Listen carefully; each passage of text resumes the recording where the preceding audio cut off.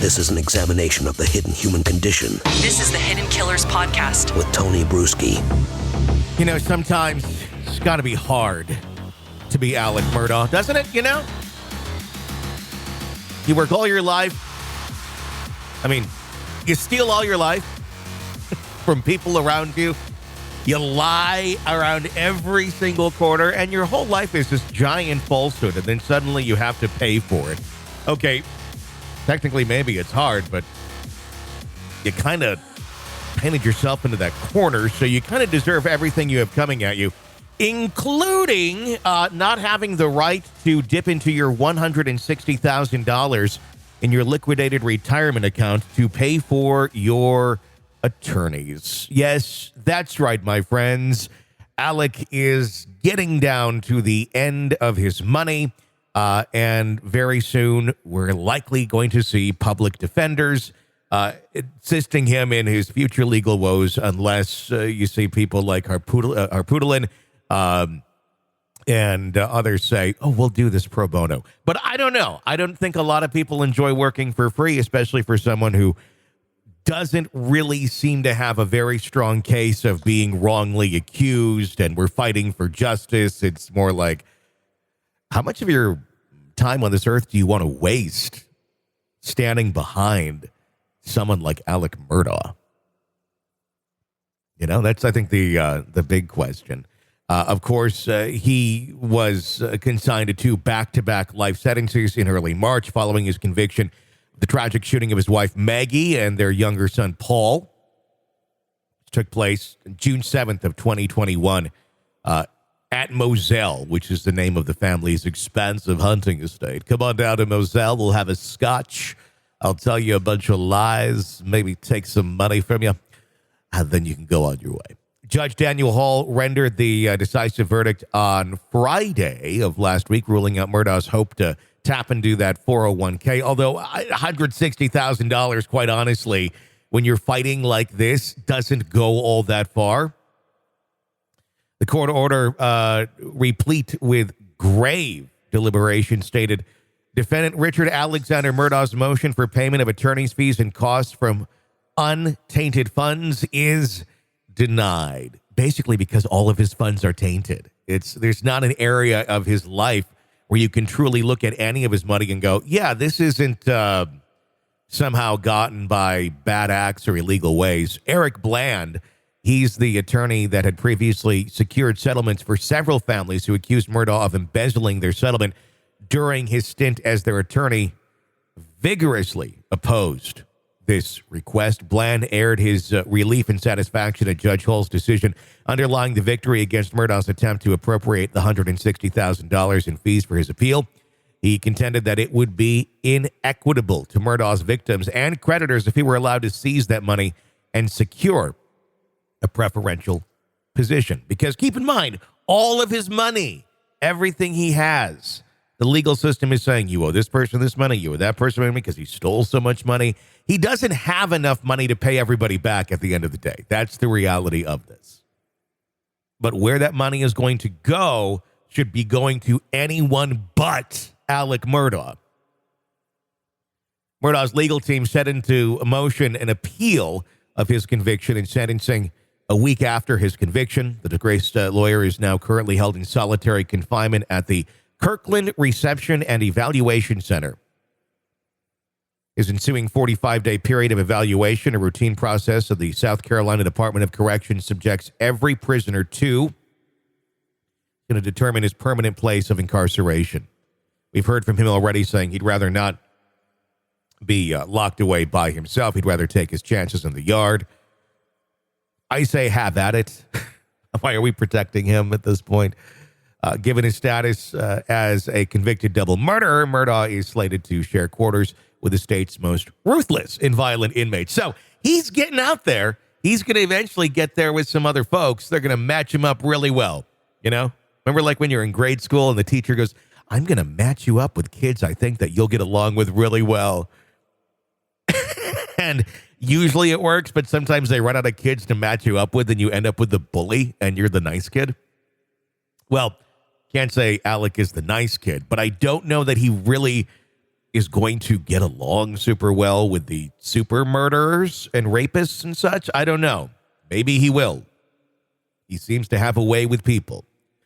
Murdaugh's lawyers, Dick Harpootlian and Jim Griffin, had earlier insinuated their plans to file a notice of appeal within 10 days of his sentencing. On March 9th, Harpootlian announced via Twitter, "Today, Griffin and I filed our notice of appeal for Alex Murdaugh. This is the next step in the legal process to fight Alex's constitutional rights to a fair trial."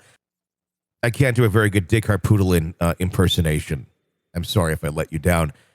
During the trial, the jury was presented with testimonies of more than 75 witnesses, along with nearly 800 pieces of evidence.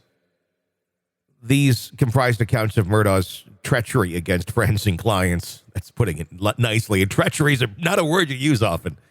His botched attempts to fake his own death for insurance fraud, a deadly accident implicating his son, the mysterious death of a housekeeper at the Murdaugh residence, and the horrific tableau of the murders.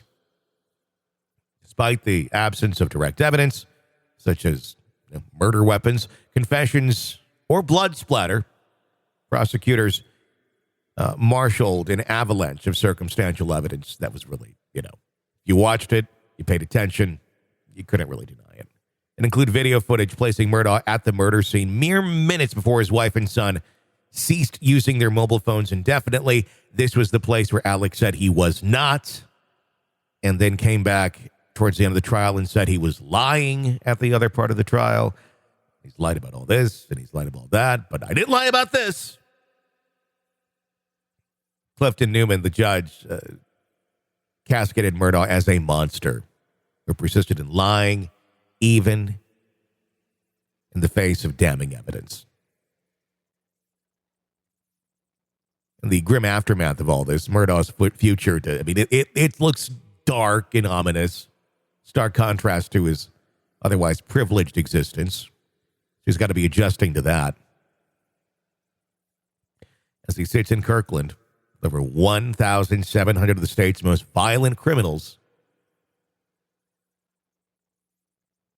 every single day. You got to imagine he's put several of them away himself, and they may be looking to say hi again, go for a little sit down, maybe meet in the yard or the shower, or I don't know, someplace where you might get shivved.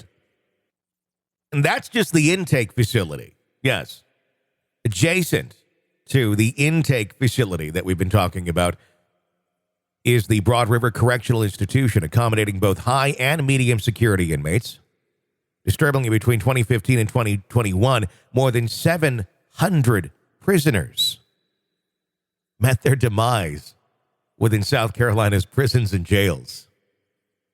Majority of these deaths took place at Kirkland, 160 of them. Broad River. How'd you like to have that for stats? Like, hey, guess what? You're going to be staying at this place. And furthermore, surprise, surprise, your chances of surviving are not very good. It's almost like staying at a hotel and saying, it's going to catch on fire at some point. Let's hope your room isn't one of them. You don't have sprinklers and you're locked in there. 700 prisoners dead between 2015 and 2021. That to me almost just seems utterly disturbing. That seems high. That seems really high. I don't know. I don't know what prison death stats are. But I don't know about this. I mean, I'm fine with it for him, but I'm like, geez. South Carolina Department of Corrections outlined the impending charges for Murdaugh as part of the intake process. He'll be subjected to a series of medical tests, mental health assessments, and educational evaluations. The department will also collect additional background information. So if you've been asking and wondering, what does the future hold for Alex Murdaugh? Well, more trials, that's for one, and I'm sure he's going to try and get out any time he possibly can to go to court, to go to trial, so he's not sitting in the place where more than 700 prisoners have met their demise in the last 8 years.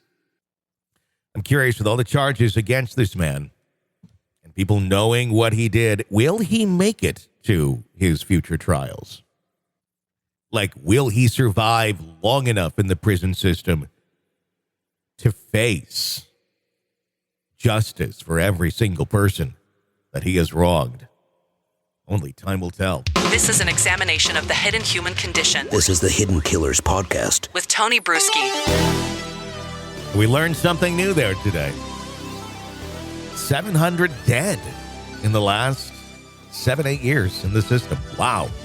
I don't know if that's high or not. I'm going to look into that.